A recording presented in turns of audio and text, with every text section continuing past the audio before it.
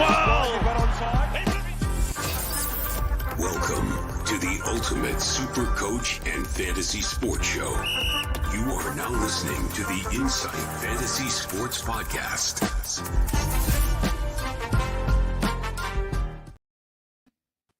G'day guys and welcome back to the Insight NRL show. We are live, the final Sunday sesh, the last Sunday sesh of the year to talk about all things round 26 of NRL Supercoach.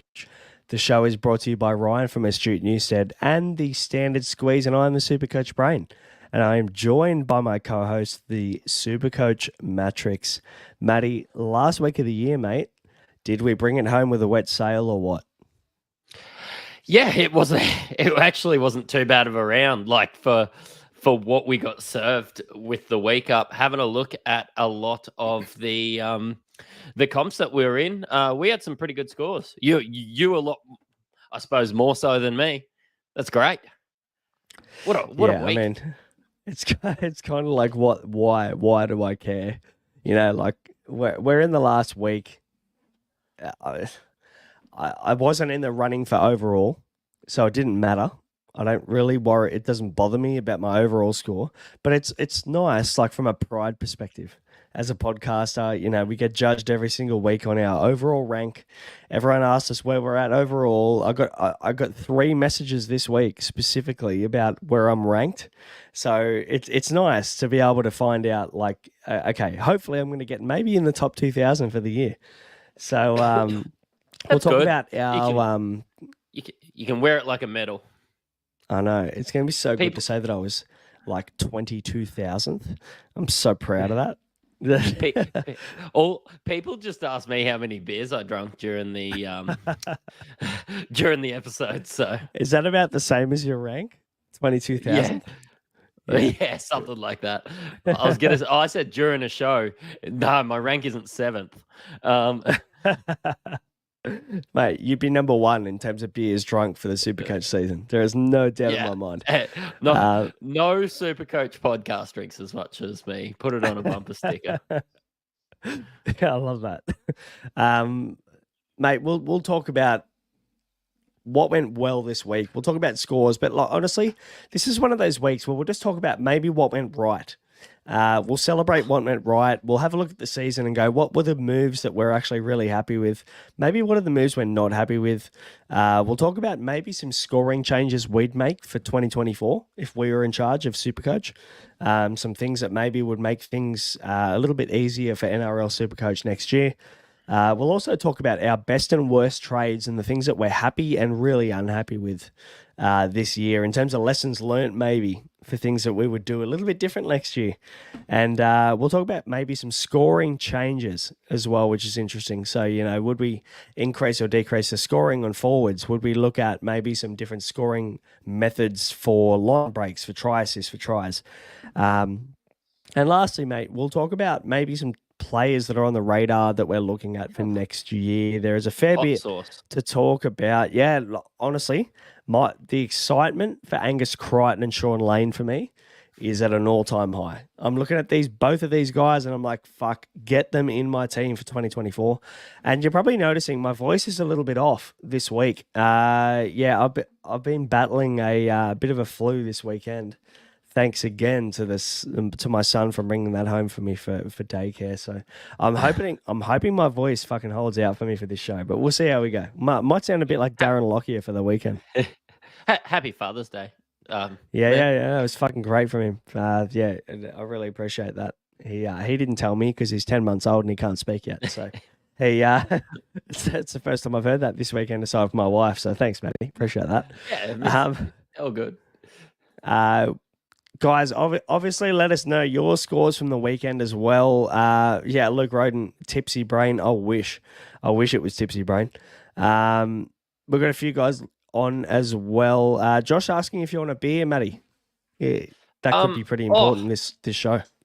Yeah, I'm actually all good at the moment. Thanks, Josh. Yeah, good. We'll give him a shout out maybe. To the end of the show. Maybe I was going to say to the end of the show, but maybe we should say maybe in the first 10 minutes. I'll give you a shout out when you need another one. Yeah. 100%. How'd you go on the week? How'd you go this weekend, mate? How'd things finish up with you? 999. So 1,000 with 13 players. Look, put the VC on Cleary, and then went to a wedding. And was happy with Cleary. It was a big weekend actually, but was happy with Cleary as VC. But then apparently I don't have basically anyone playing in these other games. I thought, oh yeah, fuck yeah, I'll be able to loop.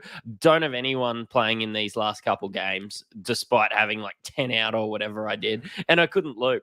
So kept the C on for feeder, and yeah, so it could have been a bit more. In my head, I thought that I'd have a free loop, but at this time of the year, when you're busy, first weekend of spring, yeah, we had the Carnival of Flowers up where I was, and we had a wedding, and we had a touch football grand final and everything like that. So it got away from me. I made a poor mistake and probably cost me 100 points. Really, You know what? It's fucking the 3rd of September. Who cares? yeah, Honestly, exactly. like you're not in a grand final. The beauty of overall is that round 27 doesn't really matter. You know, it doesn't count to anything. If you're in the run for overall, fuck, I really hope so. Like, I really hope you are if you're watching this. And you'd be all over it. And if you're in the top 1,000, Matty, I'm sure you'd probably be all over it as well. But when you're not, like, it doesn't matter. It doesn't matter too much whether you finish 3,000 or 5,000. So, you know, and a lot of people were decimated. We talked on Tuesday about how tough this week was going to be, how many players teams looked like they had, and it looks like around 12 to 13 players was really good, was actually an incredible position to be in. I think most teams, correct me if I'm wrong, probably. How many did you have for the weekend? Did you end up having any more than 12 or 13? Yeah, I had 13 in the end. So, yeah, I thought I might have scraped through a little bit with Willie Army and Joey Manu maybe getting a little bit of a run. But realistically, yeah, finished on 13. So, yeah. I somehow finished on 16 players. I had a few people on Twitter hit me up and go, how the fuck do you have 16, man? Like, how have you... Honestly, mate, luck. There's nothing else that's all it was. that plays into consideration there but luck. Like, I mean, we pick guys. I picked Valence Tavare, who got brought in late into the Dolphins team. So that was an additional player that was available for me. I had Eli Katoa available that ended up taken out late out of the Storm squad. So I kind of ended up even there. I mean, I had Munster, I had Welsh, I had Manu, Ty Munro, Chance, Tohu Harris, and I also had Ponga. So I missed a lot of the kind of players that were available, but I also didn't really get caught on a lot of players that weren't. Kind of lucky. I also got stuck with Tarpany, who got 35. I got stuck with Marnie, who got 23. Drinkwater, who got 29. And Alex Johnson, who got 24. So I didn't exactly have the week that, you know, everybody thought I probably had. But I finished with 13-13. So a nice way to finish the year, a nice way to kind of wrap things up for the year. I definitely didn't come top 1,000. I didn't kind of exceed expectation in terms of where I thought I'd come, but 13-13 on a shitty week is nice. So yeah, I'll take it. Yeah, well played there. Honestly, yeah, I think a lot of this was just luck this week, which is disappointing for the overall, for the guys hunting. And I know we've probably got to bring it up. The guy that was first after getting thrown all these curveballs didn't have any trades finished. And we're waiting for, I suppose, lockout and that to end to know exactly who won, but I'd be very surprised. I know he was 150 points up or something, but when other people sitting in 8th have 2 trades and a boost, 3 trades and a boost, it would have been pretty hard to not get done. But hopefully he got lucky. Or, you know what, if Stephen Bradbury come through and won from spot 15 or something, then, hey, they played the game, they saved the trades, so... Yeah, I'm with you on that. I mean, I got a little bit crucified on Twitter saying that 8th deserved to win. And look, I still half stand by that. I mean, look, I've had a chance over the weekend to have a think about maybe what I said. And when you think about, like, the first was, he was in first place since round 13 or round 12. Yep. That's before the buys. That is incredibly impressive. So when you think about somebody who's in first place for 15 rounds, they deserve to win. They deserve to Yep. win Supercoach. It's 50K on the line. It's not just like an extra K or two. It's 50 grand, man. Like that is a lot of money. Yeah. So we can't just go and sniff at that and go, yeah, tough luck. Regardless of whether it's $500 or 50K, we've got to say, yeah, this guy deserved to win. Yep. But in saying that, like full props to 8th, because he's the only one in the top 10 that had trades left. He had 2 trades and a boost. 3 trades, including a boost left. So full props to him. I say that he still deserves to win, because when you go and you keep 3 trades for the final round when everybody else went through their trades against the wall and hopefully shit stuck, hey, that's on you. You made that. You took that risk. You took the risk and you hope that round 27 had no trade carnage, and it did. So just because you had 11 or 12 players and everybody else had 8 doesn't mean that you're less prepared. Doesn't mean that you should be in less of a position to win the comp. So you should have kept your trades available. So I'd be very interested and for people that are watching online, let us know what you think about that, because we've got our opinions, and we'll talk a little bit about that, and maybe things that could change next year if this comes up again. We'll talk about that. But I'd be very interested to see how people feel about that, because it's a very contested topic, Matty. I'm not quite sure what to think about it, but it seems the Twitter sphere, we'll call it, seems a little bit passionate about the fact that First should have held on to it Wolfpack, which I do feel sorry for him. Yeah, and maybe it's just a point to bring it up a little bit early. You sort of mentioned that maybe what could they do to change it? Well, they could do what head-to-head finals maybe do and just finish on round 26 as well. They could. Yep. Yeah, there's a few options. We'll talk about them soon, mate. But we didn't make trades this week. We would normally talk about our trades at this point. We didn't make any. We ran out. We went ham, as you'd call it, for the head finals. So we thought we'd have a crack. But before we dive into a few different topics that we'd talk about for the final year, we're not going to actually talk about what happened this weekend. No one gives a shit. Let's be honest. No one cares about whether Scotty Drinkwater got 29 or whatever it be. Everybody just wants to know about next year and about our thoughts about how things are going to go next year. But before we do that, mate, we'll give a shout out to Ryan from Astute Newstead, who sponsors the show. We're very happy to work with Ryan specifically, but guys, for anybody who wants to get a little bit more information potentially about, refinancing their mortgage. Maybe you want to refinance your mortgage. Maybe you want to talk about from a business perspective, getting a loan there. Maybe you want to know whether your rates are a little bit too high if you are a homeowner. Maybe you want to know which bank is the best. Is your dream home affordable? There's plenty of questions when it comes to the world of finance, and you don't have to worry anymore because we're luckily partnered with Ryan, and you can have a chat with him. He will give you confidential lending assistance with absolutely no obligations at all. So you don't need to be pigeonholed into one lender. He's actually got 50 lenders on panel, which is awesome. And specifically, I can talk to this, and I know you can too, Matty.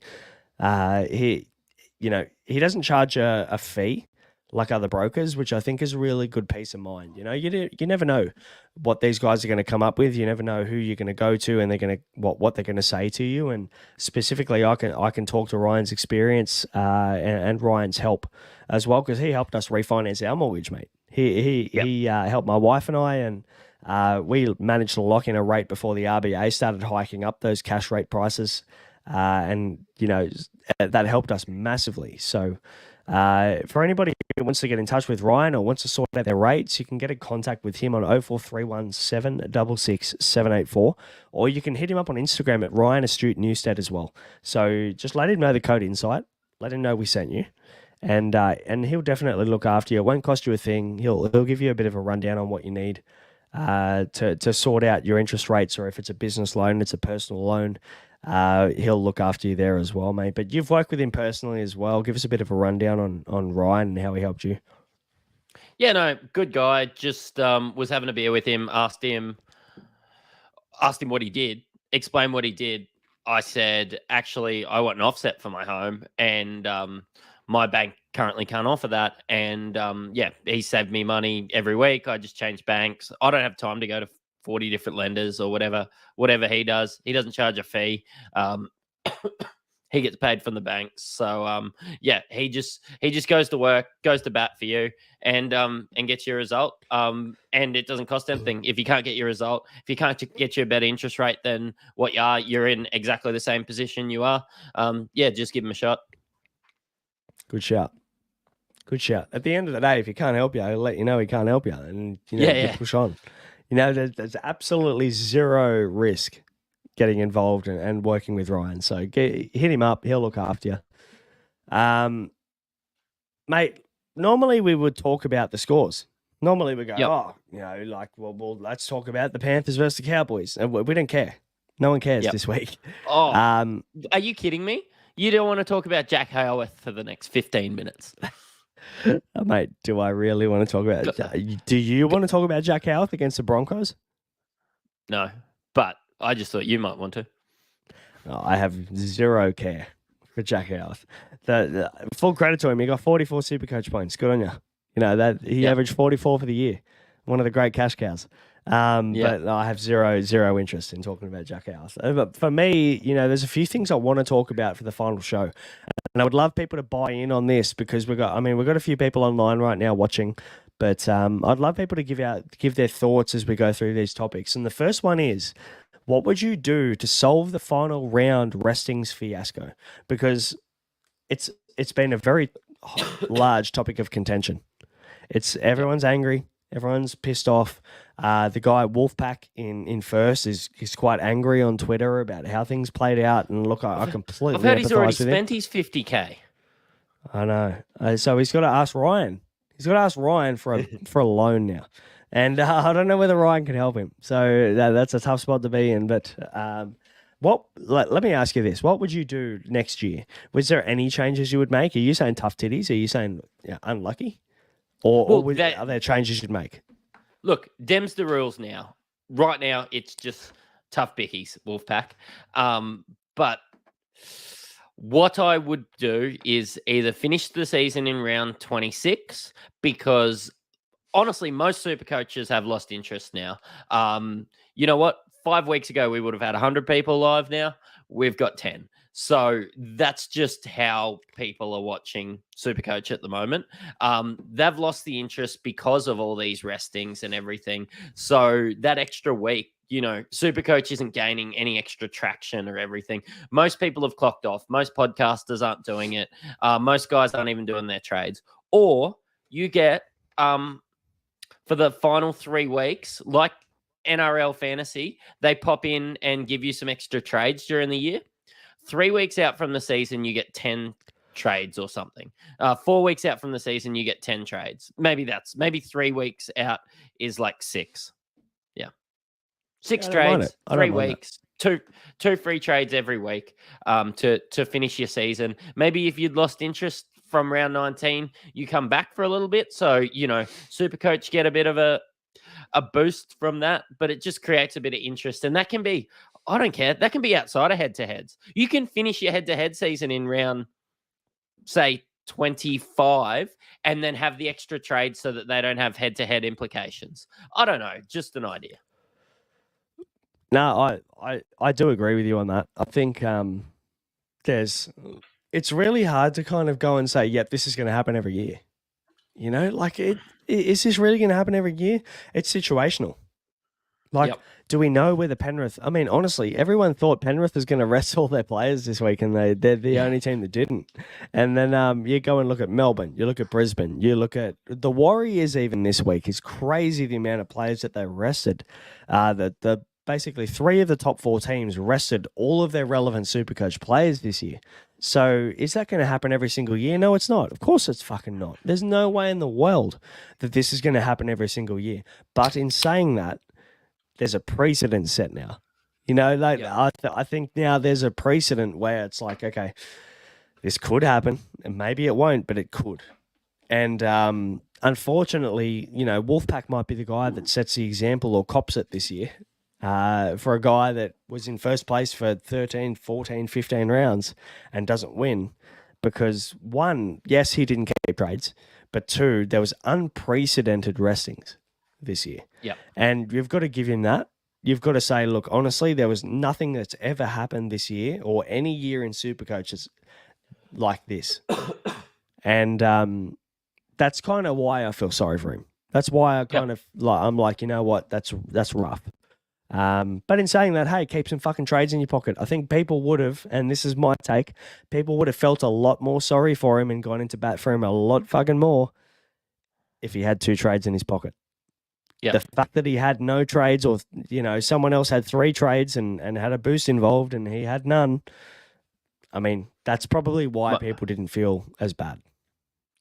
And we don't know the full results. Honestly, they might have used their boost and stuff to nuff someone to get Scotty Drinkwater in, and the rest is history. Yeah, versus getting Daly Cherry Evans, who got 100 million. Who knows what's going to happen and how these final results are going to be affected. I mean, hey, mind you, I vice captain Hamoli Olakawatu this week, which was an absolute fluke. It's a flash in the pan.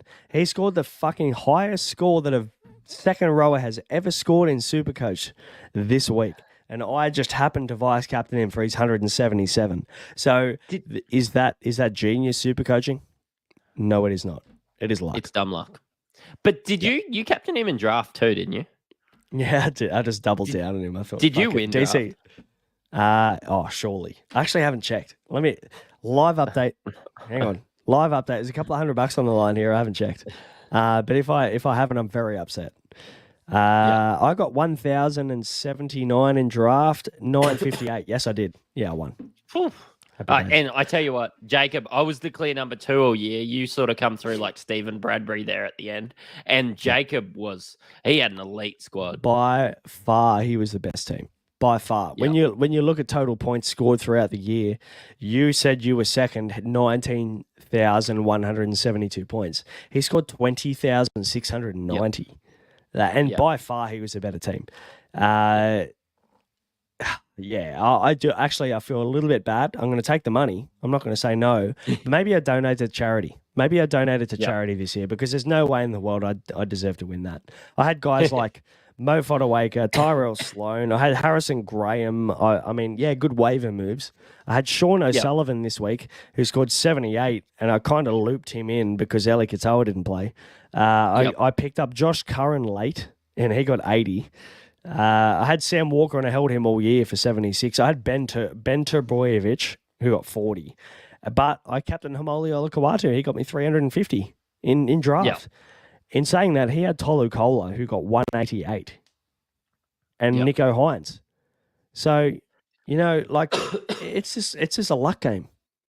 Yeah, honestly, it's a luck game. So, full credit for Jacob. He played really well, and he's one of the guys that plays with us on 2K and gets involved. He plays with the clinic on ANZPL. Like, he's a good bloke, and I feel sorry for him a little bit, but maybe we do some good things with the cash that we won. Yep. Sounds good. Let's move on to a different topic. What do we got? We're going to head into some players for next year? Let's leave that for a little bit later, but I'm very interested to know what your best and worst trades were this year, mate, because we made some good moves and we made some stinkers. We publicized every move we made, and I'm very proud of that. I'm very proud of the fact that we basically said, you know what, everything that we do, we'll tell everybody about it. And we copped a bit of flack about Hudson Young. We copped a bit of flack about a few other moves. But, mate, we got some right. So talk to me about your best move, your best trade, the trade you're most proud of or happy of this year. Probably going early on Buller at 200K. Yep. And just riding him into the sunset and like straight swapping him to, let me double check exactly. This is great television here. Swapping him straight back into Valentine Holmes later on in the year. Didn't work out the way that I hoped. But allowed me to get Valentine Holmes later on in the year after getting him for 200K and making $511,900 out of him. Stop it. I'm a little bit excited here. That's very nice. And now he's worth 450K. So sold him at 711 and now he's worth 450K. So bought him at exactly the right time, sold him at exactly the right time. So whether trading out Marju after a week was a good call or bad call, it got me 120K. Whether like I wasn't to know that I had to trade Holmes out for that poor Origin period where he played one game in 5. I should have kept him because he scored about 170 that one game he played. Look, some of those were bad luck, but I think getting Buller and just keeping him was my best play. Yeah, you went a week early on Buller. I mean, in comparison to me, I got Buller at 282. So I waited a week on Buller. I'm like, oh, fullback. It's a premium position. Everyone was so fixated on the fact that you need to have 2 guns at fullback. People didn't realize the fact that potentially Buller was a gun. And, you could have played Buller every single week that he played until probably 500, 600, 700K. I think he reached, correct me if I'm wrong, did he reach 700K at one point? Yeah, I sold him at 712, 711. Nice. Yeah. That's awesome. Thanks, Apple. I got him at 282. So I left it a week. I thought, I'll give it another week. I wanted to see 4 weeks of what he was worth. And as a Tiger supporter, mate, I had a permanent erection watching this bloke play. He's so fucking good, man. Like, I'm such a big fan of Jareen Buller, and I think, if the Tigers can hold on to him, they can build something pretty special around him. I hope they can. My best move, mate, was Clint Gutherson in round 9. Funnily enough, right. Gutho isn't really the guy that you would think. Oh, look, I'm gonna get this guy in. Like he's one of the guys that's always there and thereabouts. Most years, he's in the top 5 fullbacks. Everyone looks at him and goes, "Oh, I might get Gutho if the Eels go on a good run." And normally they don't. Normally they think, "Oh, it's cool. I'll just let Gutho slide." This year, mate, when I grabbed him in round 9 and then I sold him, I'm just looking at my trade history now. I sold him in round 22.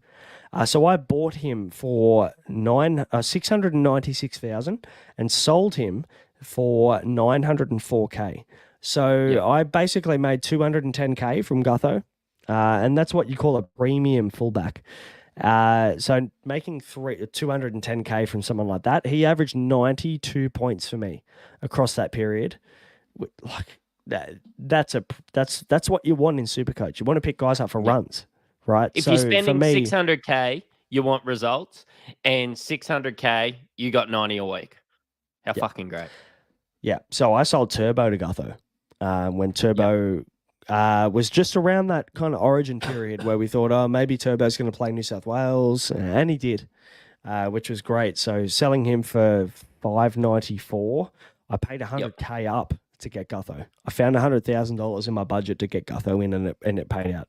So that's probably my best move, mate. What about your worst? I know it's tough because we made some pretty shitty moves this year. To be fair, the problem is we talked about them all, so everybody can rip on us for all of the moves that we made. That's the downside or the upside from doing a podcast, mate. What's your least favorite or the one that you're really kind of ashamed of most? I swapped out.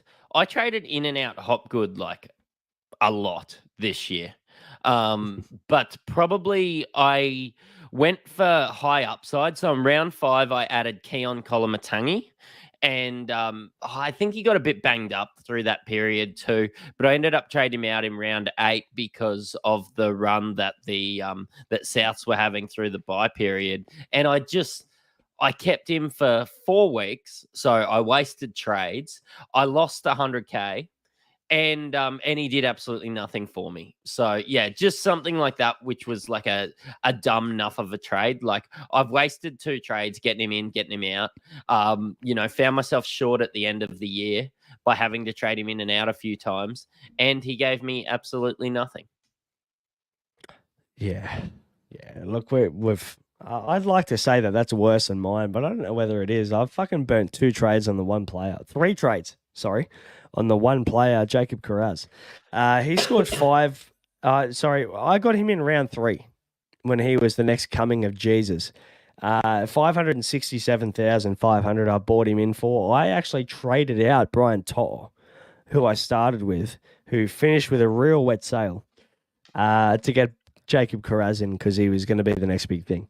Now, I did that. Not super happy with it.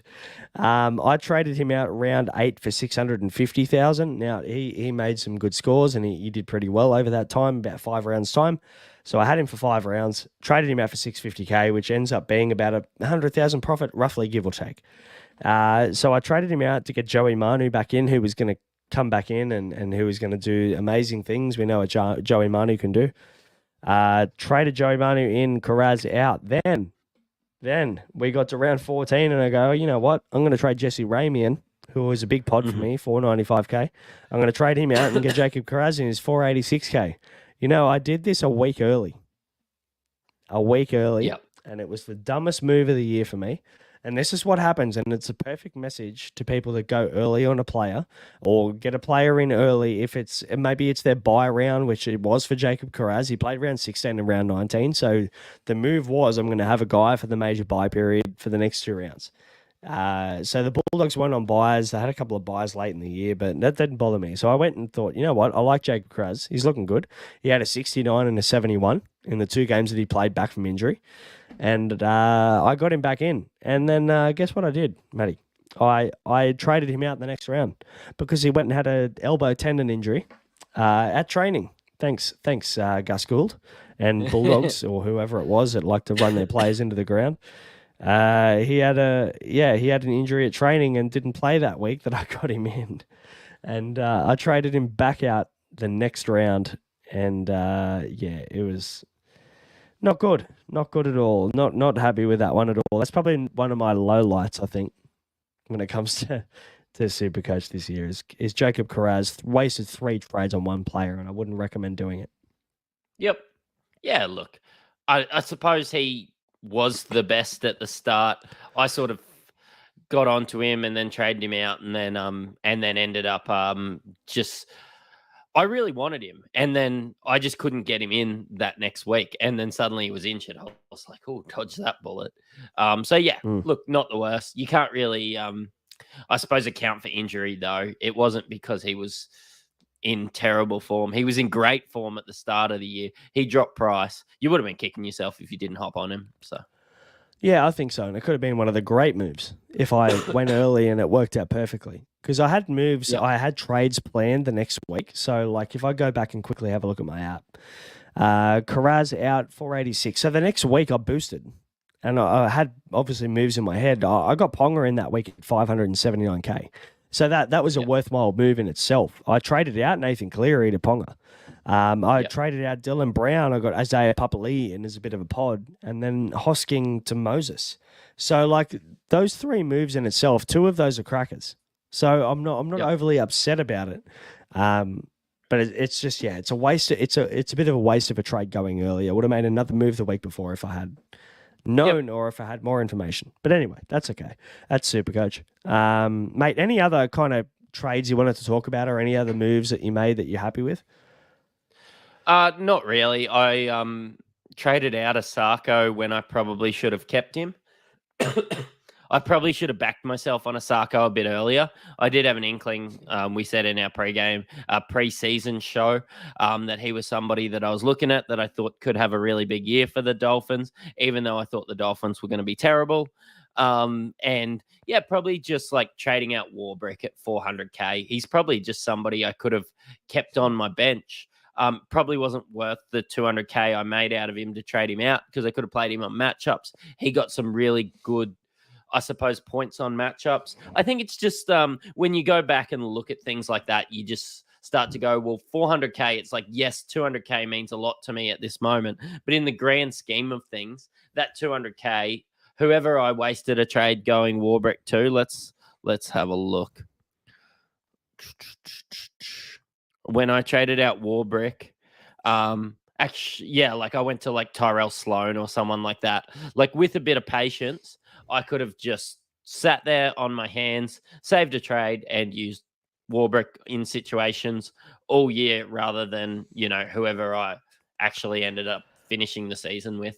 So you would have been stoked having Warbrick when he got his hat trick. Was it 2 weeks ago? He got a hat trick against the Dragons, I think it was. Before Dallin Watene-Zelezniak went and got 18 or something.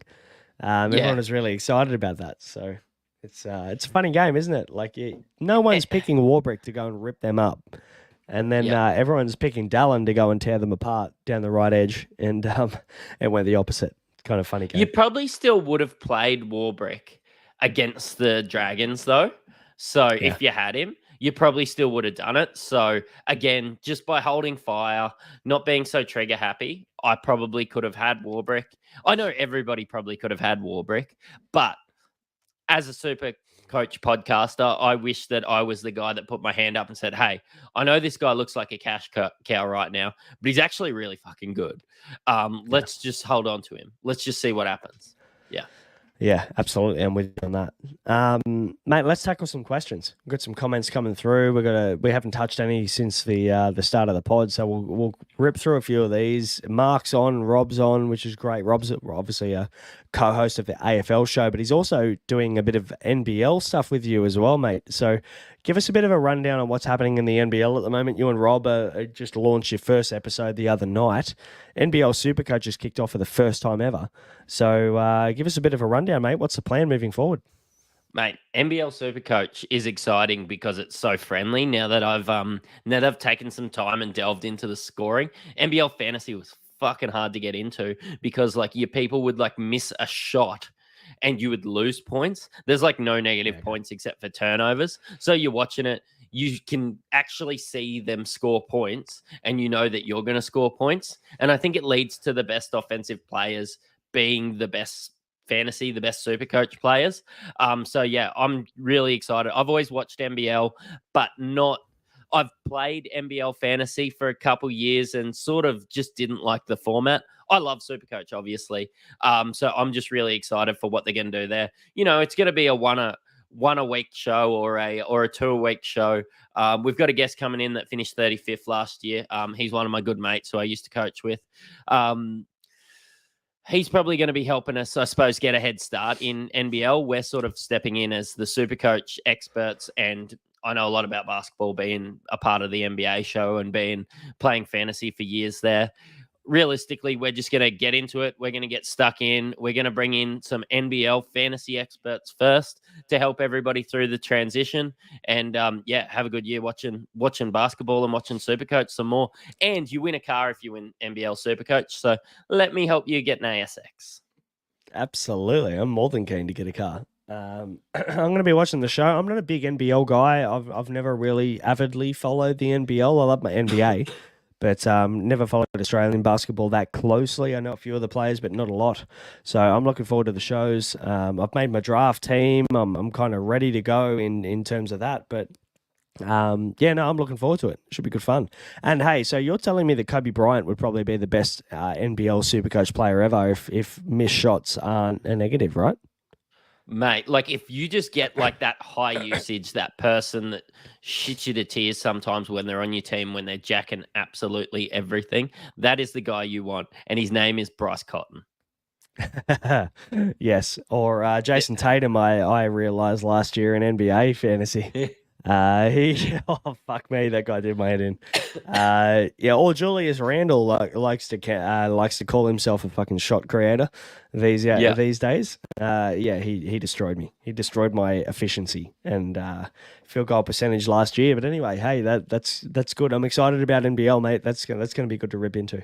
But mate, let's wrap up NRL. Josh, hey, where's Josh?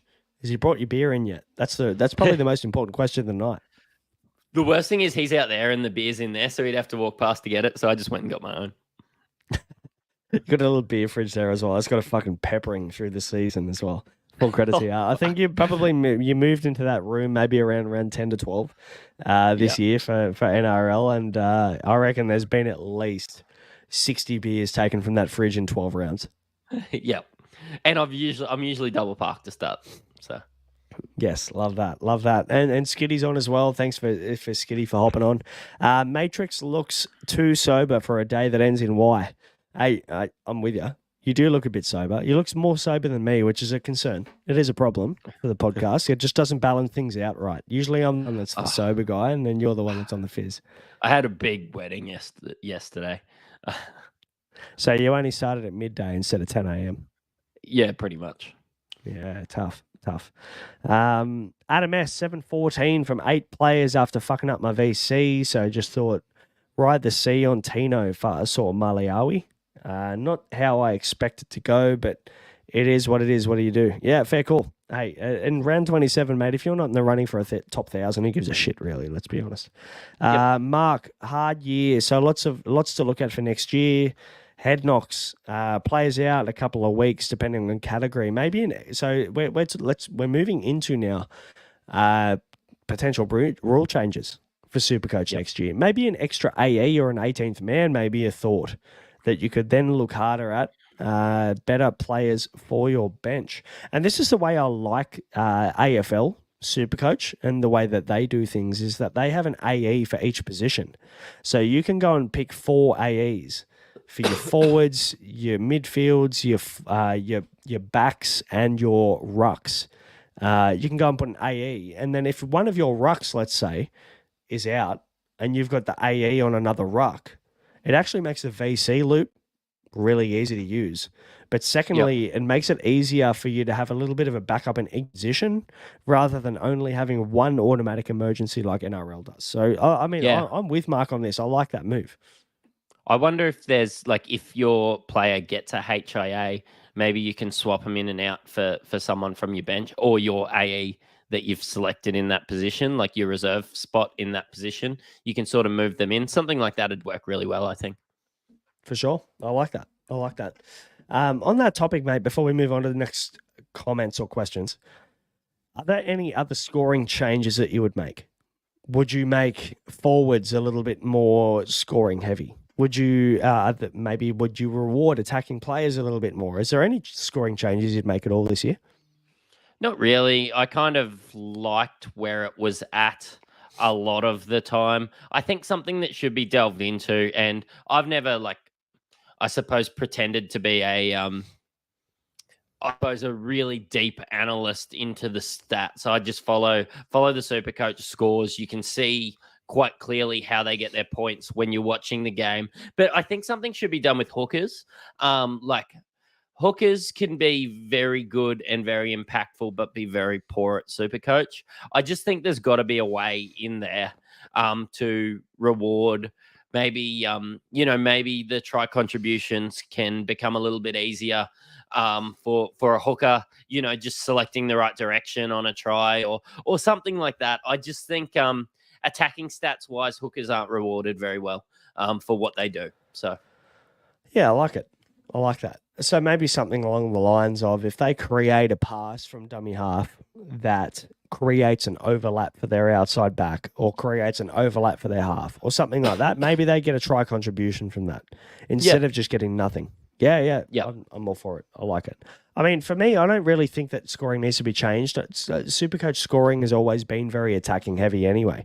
If you go and play NRL Fantasy, like Nathan Cleary, mind you, is the best option in the game as a captain, and you can basically plug and play him as a captain in NRL Fantasy every single week. And he averages 80.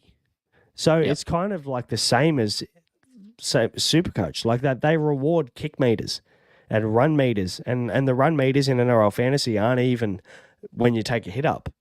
Like Nathan Cleary could run 7 meters to the line and pass it, and he still gets 7 meters as a running meter. Yep. You know what I mean? There's a lot of things that Supercoach do well. I don't necessarily think you need to go and reinvent the game just because one year things go a little bit skew-if. But in saying that, I understand why people are starting to talk about this stuff. But no, I like it. I like the way the game's at the moment. I think there are some differences or some things that we can change. I think maybe solve a problem solved for the final round. We talked about this earlier and you gave your thoughts on it. That we could do a best 13 for the final round. And maybe that's an option. I don't know whether it's the best option, but at this point in time, I think maybe there's a potential there to play top 13, like a major buy round in round 27.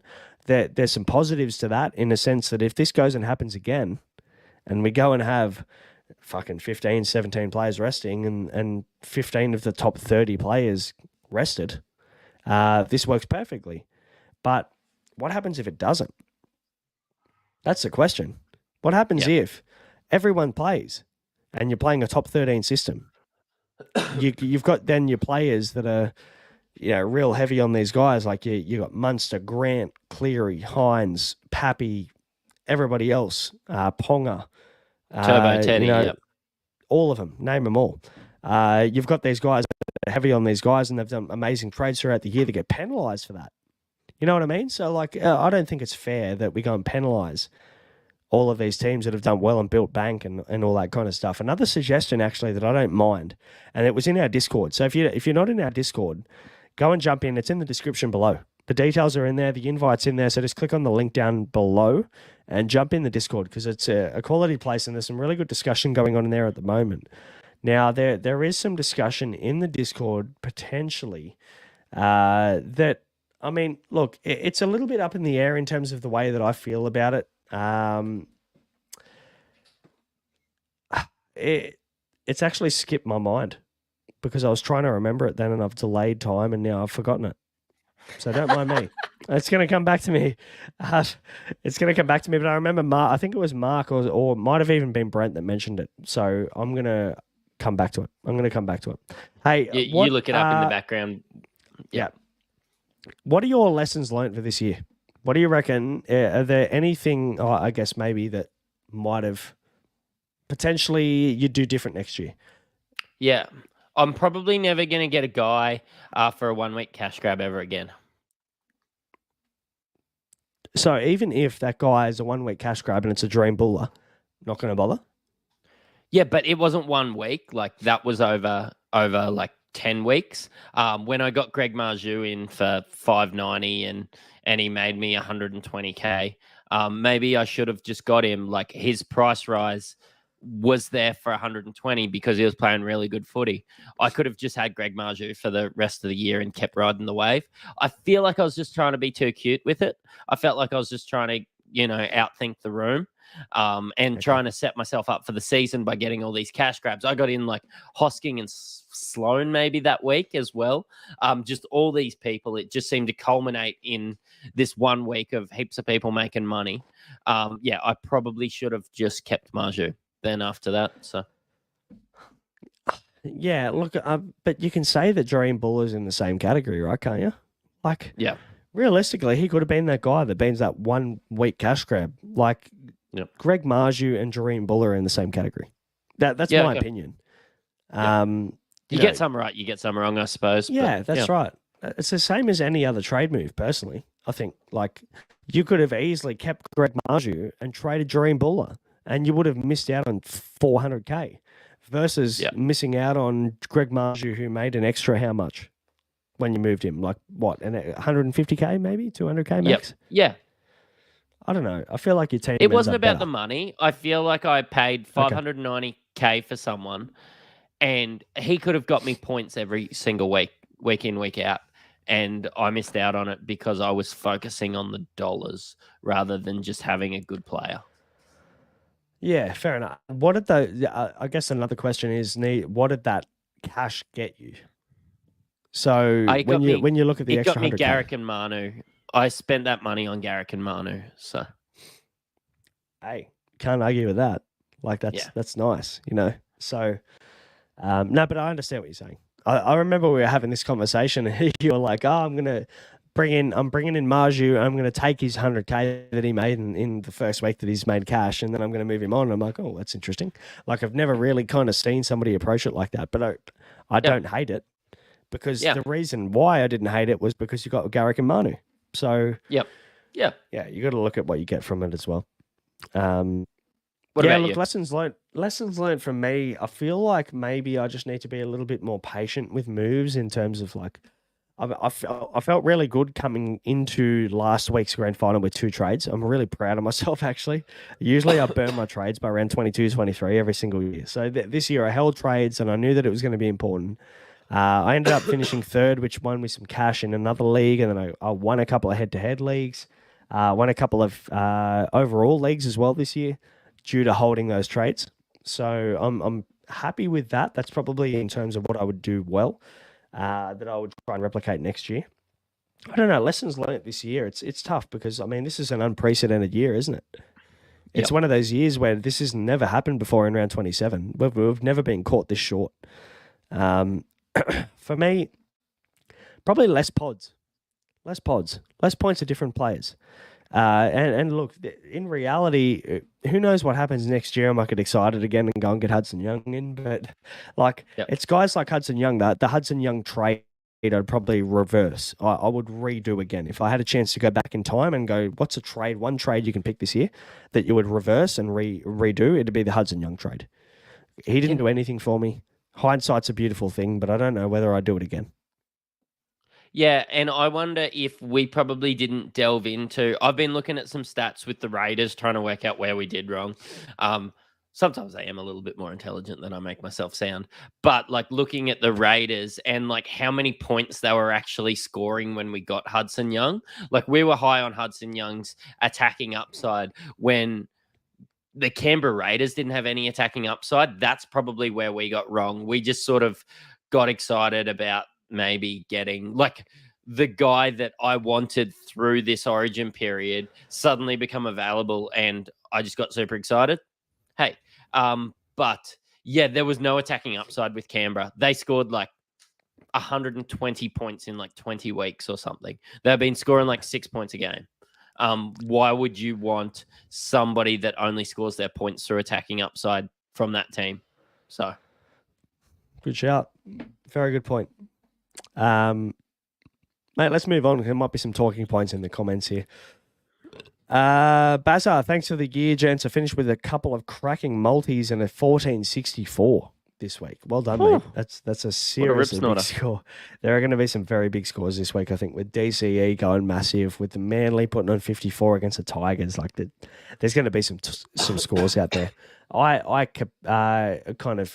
was lucky in terms of going with the captaincy or the VC with Ola Kawatu this week. That pumped my score up this week. So anybody who backed in Tolu Kola, DCE, Jason Saab, Ola Kawatu, you'd be in a great spot. And then you look at Nathan Cleary, 149, Nico Hines, 121. Anybody who went, I'd be very interested to have a look at the stats on who went Nico Hines to Sean Johnson about 3 weeks ago, because there is a very good chance you're behind off that move. Yep. So that's Supercoach, isn't it?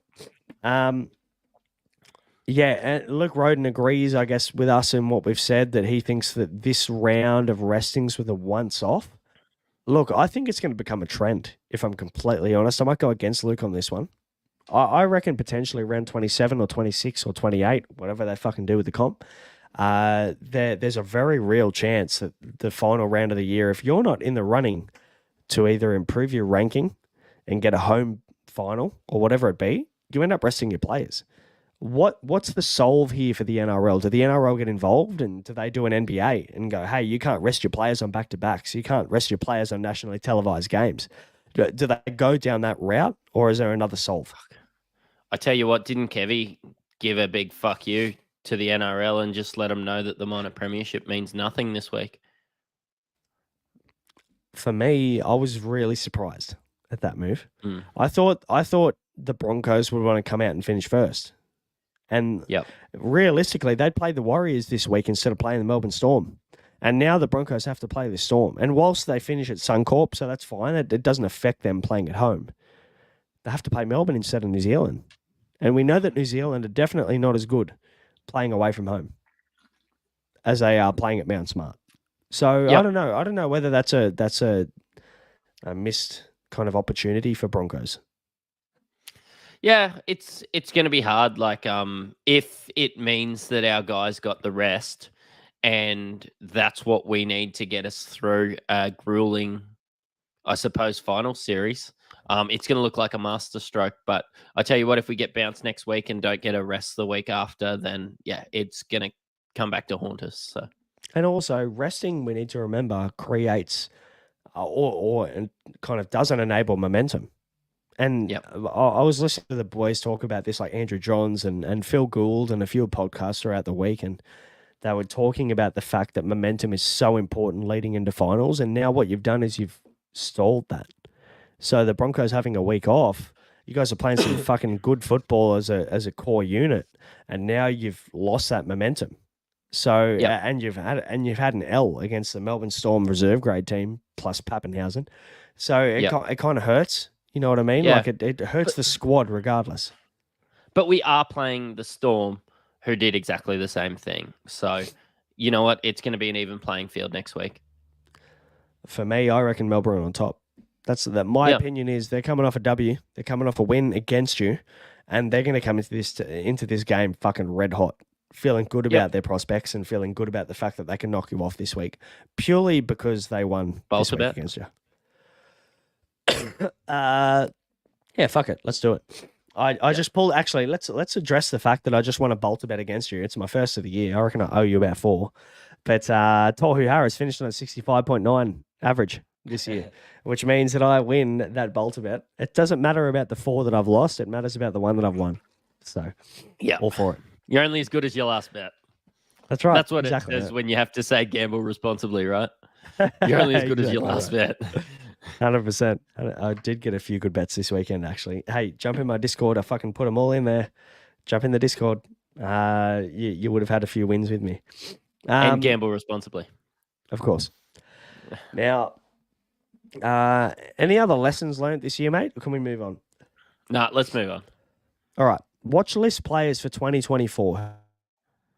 Who's on your watch list? Because there's so many good players. There's so many good options coming into 2024. The full allotment of games this year. There's a lot of players that potentially were injured leading up to the back end of the year, like Ryan Pappenhausen, who's going to cop a discount this year. Who are you looking at? Ryan Pappenhausen is an interesting one, but probably an obvious one, so we'll leave him. Yep. Are there any other players that you're going to be in your first team? Let me check the rules of this game first, because you messaged me while I was at dinner. I went around to Dad's for some pizza and to watch the Raiders game. What are the rules? Like, I've got 10 people written down. Can you just talk about all of them? No. Yeah, let's talk about all of them. Dylan Edwards, 520K. The Penrith Panthers fullback. 500K for somebody of Dylan Edwards' standard is absolutely crazy, even in a stacked fullback spot. Any comment? Fucking no, love that. Love that. The only downside, I think, for Dylan Edwards is his playmaking. But Andrew Abdo came out in the post-match press conference when they gave the Penrith Panthers the minor premiership, and he said that he had Dylan Edwards. Dylan Edwards, congratulations for 193 assists this year. And Dylan Edwards' face was like, what the fuck? So it's kind of funny. But no, Dylan Edwards I like. I like him as an option. I just think maybe it's such a premium position. Teddy, Turbo, Pappy, Latrell, Drinkwater. Like, you can only pick 2. Yep. And I'm okay with going 500K on one of them. If I can get somebody for 500K that is going to get me enough points to play every week and is going to generate some cash, I'm okay to forego the second primo and use that money elsewhere, I think. So, are you saying that your next year in 2024, Ryan Pappenhausen and Dylan Edwards could be your 2 fullbacks? It actually could be Turbo and Dylan Edwards, to be honest, at 750K with Turbo's average. Yeah, it could be that. I've just got to see how cheap Pappy comes in and how he looks this final series. He's definitely going to come back and be good. I just don't know if he's going to be sub 600K. Maybe I just spend that extra 100K and get Turbo. And again, like you said, you're trying to stay away from pods, but Turbo's injury history is going to come across as a negative to the casual fan. But if you remember Turbo this year, every time he played, he was scoring fantastic points. He's somebody I want. Yeah. No, fair call. Fair call. Oh, I can tell you now, Ryan Pappenhausen will be in my team round 1. Don't care. Yep. He'll be sub 650K. He will be in my team, and then it'll just determine who's going to be my second fullback this year. I'm not sure on that yet. Hey, we've also got Reece Walsh we didn't mention, who's a fucking tearaway. So, like, there's so many good options. You need to get it right. It might depend on the draw with him because he does have that low floor as well. I might see what happens. Yeah. Fair call. Who's your next one, mate? I've got a couple Broncos in here, a bit of a homer, but Dean Mariner and Xavier Willison, with the guys that the Broncos are losing in people like Flegler. Xavier Willison's probably going to come into that starting lineup at 300K, and I loved what I saw from him this year. Well, I think we're losing Jensen as well, across to Yeah. the Titans. And maybe Palacia. We're losing plenty of forwards, and Xavier Willison is probably the reason we let a lot of those guys go. Not that we could pay Flegler $800K a year, but Dean Mariner is going to come into Herbie Farnworth, another guy that went and got paid absolute bank. And Dean Mariner in the games we saw was a jet. Really disappointed with the fact that he scored those 3 tries because he's going to be 400K instead of 300K. But hopefully that deters a few people because I still think that he could be a 600K player. Yeah, no, I agree with you on that. Dean Mariner has been cursed by the played more games than we expected to tag. So unfortunately, Mariner could have been like the most bought player in round 1 next year. Unfortunately, that won't probably be the case due to the fact that there's a good chance he ends up starting at around that 400 plus K mark. I still think he's worth having at that price tag. Due to the fact that obviously Farnworth's moving on, he'll get that left center role in a good team. So, we need to remember that, like, if I can spend 400K to get a starting center that's going to be very involved on a good team, versus spending 500K on a bloke that's going to be, or even spending 300K on a bloke that's going to be very involved in a bad team, I'm taking the good team every single round. Like if you get somebody from the Dragons or something at 250K, that's starting, it's not going to be as good as getting a 400K bloke from the Broncos. So. 100%. You said you had a pretty big list, mate. So let's move through them. What are your thoughts on the rest? Jack Bostock and Tommy Flegler. Tommy Flegler's 460K. Bostock's still a 200K bottom dollar bloke. I just can see him playing a role for the Dolphins next year. So maybe like Tessie New makes way there. Yeah, I think Bostock's great. What I've seen of him, I really liked him. Is that the Broncos fan kicking in, going, fucking Tessie New, he left us. He's shit. He's no good. I've sung nothing but praises for Jermaine Osako this year. Thank you. No, I'll give you that. He's been good. A couple of high-end blokes. Actually, I've already talked about Turbo. But Fafita at 700K, he's 720K. I think that he's somebody that can be set and forget again this year. Probably shouldn't have traded him out when I did through the Origin period. Would be really happy to get Fafita. And actually, most of these guys are Queenslanders. Maybe it's just from what I get to watch on TV or what I hear about. But Cam Pereira, 300K, like he's a jet. You can get him at a good run. I can definitely see him fluctuating between 300 and 600K at any given time. I would be happy to get him at 300K at the start of the year and play him on situations. Mo Fotuaika and Murray Taulagi will both be just sub 500K on the current scoring system. And I think that's excellent value. I like all of them. Mo Fotuaika, I think the only thing that's stopping Mo Fotuaika from being a premium Supercoach option is Tino Fa'asuamaleaui. Yep. That is it. So with Timo,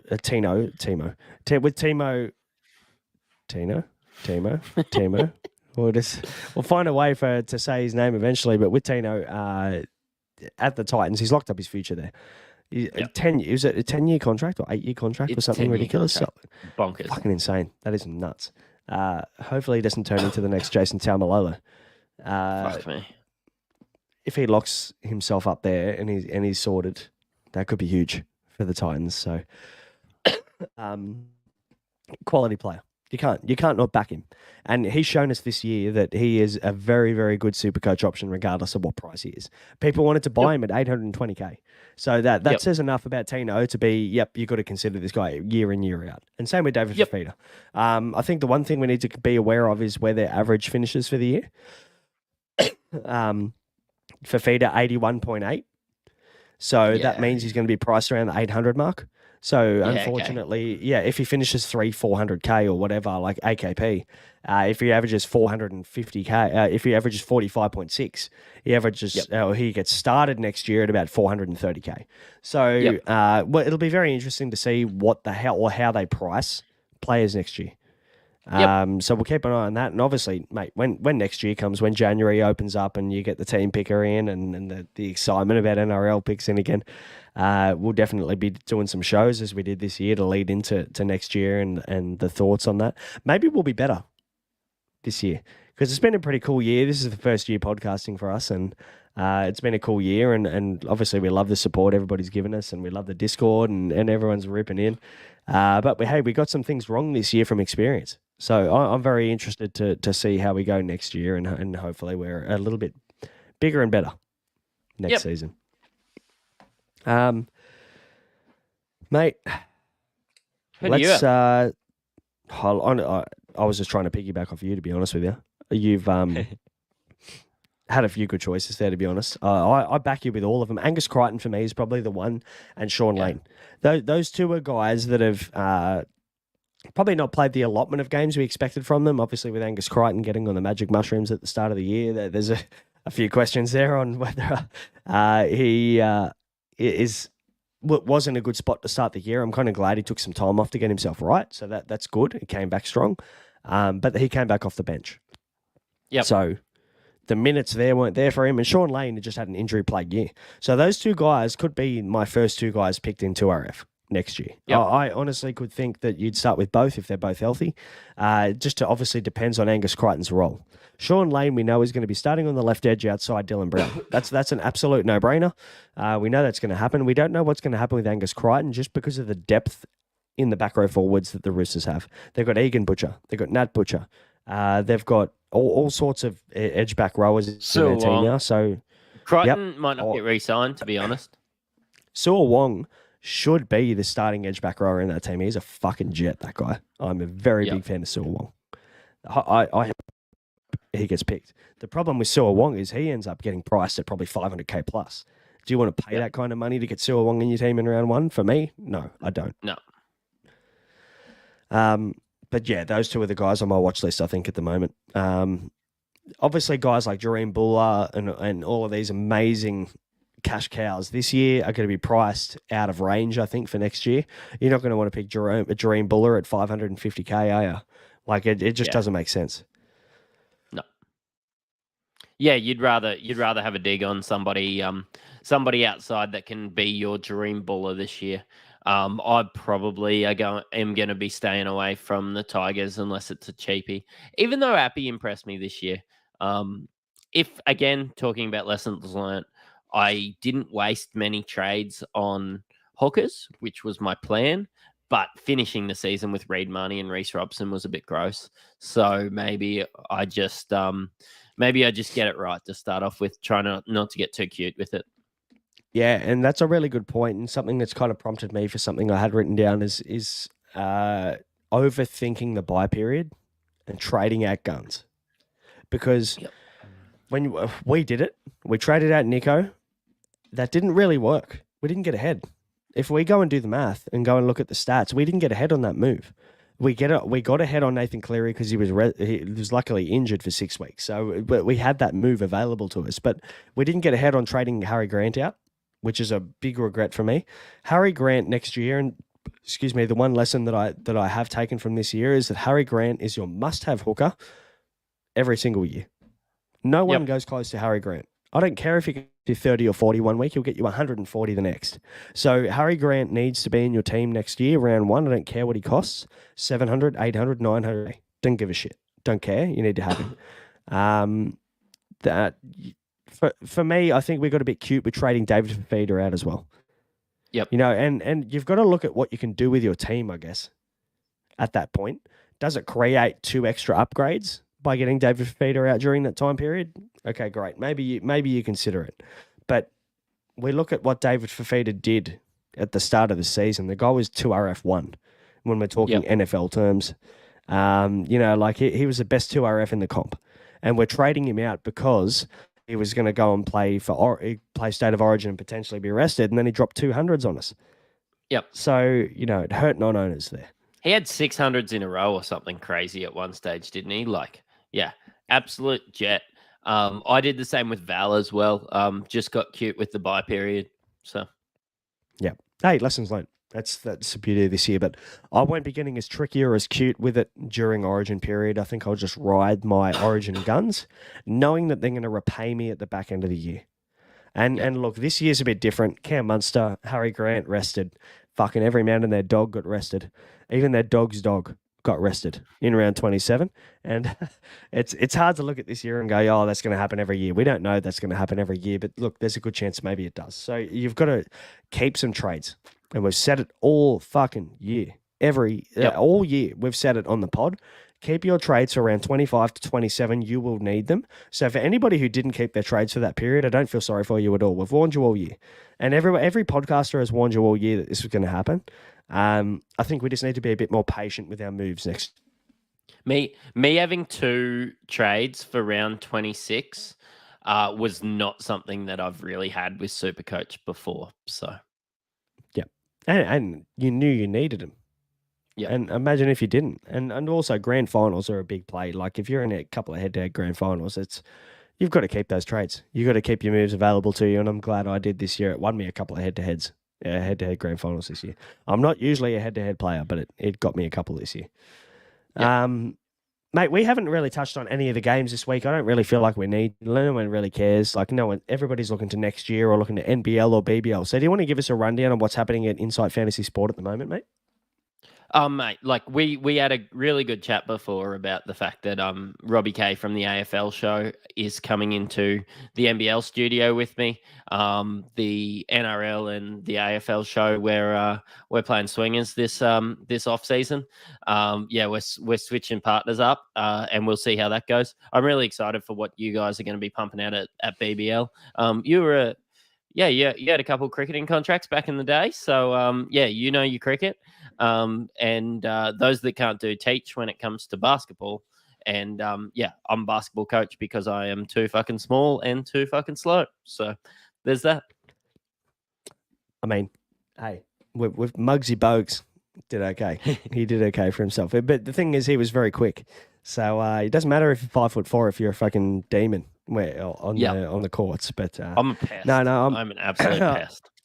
I can imagine you would be, mate. It's there's no doubt about that. Everybody that listens or watches every single week would definitely know that as well. A couple of cricketing contracts back in my day, but mate, that was about 10, 11 years ago now. So we'll see. We'll see how we go. I love my BBL. I love my cricket. I know my cricket pretty well. But yeah, looking at hopping into the studio with Big Mickey Dell, the big horse, and from the AFL show at the back end of the year. So obviously the BBL draft for anybody who follows BBL was tonight. It's now. So really looking forward to kind of dissecting that and having a look at rosters and things like that. So if anybody wants to kind of get an early look on that, we're going to do a show recapping the BBL draft, having a look at where players dropped and where the potential is for pickups early in the year. So keep an eye out for that in the next fortnight or so. But very exciting, mate. And you're pretty heavily involved in the NBA as well. Yeah, it should be mentioned that we do a daily NBA show. I would say fantasy-wise, NBA's been my passion. Living in Queensland and being a Broncos season ticket holder and everything has allowed me to have the knowledge to do an NRL show. I love that as well, but I would say basketball is probably my passion, and NBA fantasy I know inside and out. So come on, have a tin with us over there. Matty G's been doing some really good work there as well. I think like being a daily show, won't always be able to hop on together every day. But yeah, I'll be doing 3 shows a week. G be doing 3 shows a week, and some of you other boys will help along the way who perform really well in the fantasy comps I've been in with you also. Yeah, looking forward to that. I'll chip in here and there with NBA and NBL and whatever else, but like it's I'm going to leave it to the experts. You guys have won many comps. You're in the Champions League for the ball page last year. It's worth giving a shout out to the guys in the ball page and to Carl Moore specifically as well. Those guys doing an incredible job. They've got 10, 11, 12 leagues or something this year. It's fucking insane the amount of leagues that Carl runs. 20-man leagues. It's crazy as well. Like, if you got 400 people, 350 people involved in the league every single year, and the poor bloke has to coordinate it all every year, put up with us pests. So good on Carl for keeping that running. For anybody who wants to get involved in NBA fantasy or get into a league or whatever, jump in our Discord, because we're going to start to work out leagues and numbers and things like that in the coming weeks. So that will start to ramp up very, very soon. But mate, any things you want to wrap up with? Anything you want to kind of mention before we finish this one off? NRL done for the year. Yeah, surreal. It's done. If I had any thanks apart from you being a great co-host and trying to keep me organized and on track every week, it's probably like, and I don't want it to sound like a plug for the Standard Squeeze. Squeeze were just a company that got on us really early. We probably weren't at a phase where I suppose our viewers and our content really, we probably shouldn't have been getting a sponsor at that point, and they popped in and believed in us and helped us be where we are today. Has helped us out with some swag to start off with, and has helped us along the way. So yeah, just like one of those companies that believed in us and has really helped throughout the year. So yeah, shout out to Ash and the guys at Squeeze. So. Yeah, very well said. Very well said. Insight 15 is your code. Get yourself 15% off. Go and grab some stuff. If you're a guy, if you're a father that on Father's Day you want to treat yourself. First of all, happy Father's Day to all the dads out there. Secondly, if you want to treat yourself, you want to grab yourself something, or you want to maybe slide over to the missus, the standardsqueeze.com, and you want to say, hey, here's a Insight 15. Here's the code. Get me something nice. You can do that too. The guys will look after you. Fuck, you're dying, man. We better wrap this up. I'm nearly dying. Actually, I'm very proud of myself that my speech held out. I did all right. Yeah. My voice held out for the whole episode. So I'll take it. I'll take it and run. Mate, let's wrap this bad boy up. Guys, first of all, we want to thank you. Thank you for everybody who hopped on every single week. We've got guys that have honestly hopped in the comments every single week, non-stop for 27 weeks, plus all the preseason stuff we've done. We really appreciate all the support.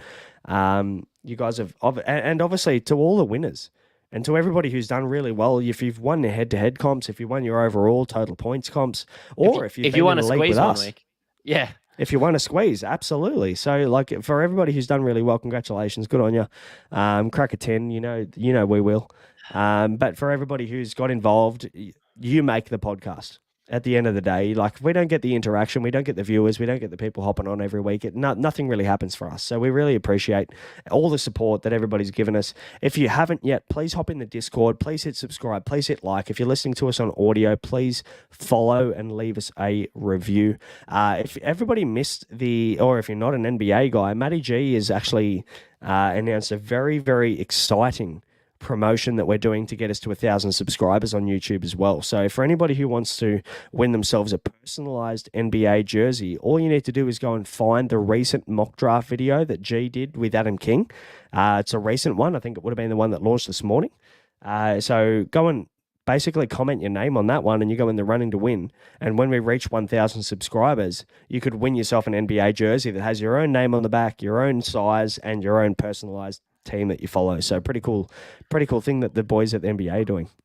I'm really annoyed because I didn't want people to get their own personalized jersey. I want them to get a personalized jersey of Mattrix with 69 on the back, and no one liked my idea. So fuck you guys. It's probably because you've got 69 on the back. I would have liked the idea of Mattrix on the back, except then you go and put the 69 on. It's typical Mattrix. But that's okay. That's all right. Hey, I'm looking forward to Robbie K getting involved with you. He's going to get a fucking rude shock, I reckon. He's used to Mickey Dell, the big horse. He's going to be like, oh, that's all right. Mickey Dell, he's pretty straighty 180. And then you're going to hop in the studio and just be the fucking ruthless man that we know you are. But I'm looking forward to the swingers party that we're going to have at Insight. It's going to be good fun. But guys, thank you for hopping on. Thanks for getting involved. We appreciate it. The podcast isn't anything without our viewers, but we look forward to bringing you all things NBL, NBA, and BBL Supercoach moving forward. Until then, you've been listening to the Insight Fantasy Sports Podcast. We'll catch you later. See ya.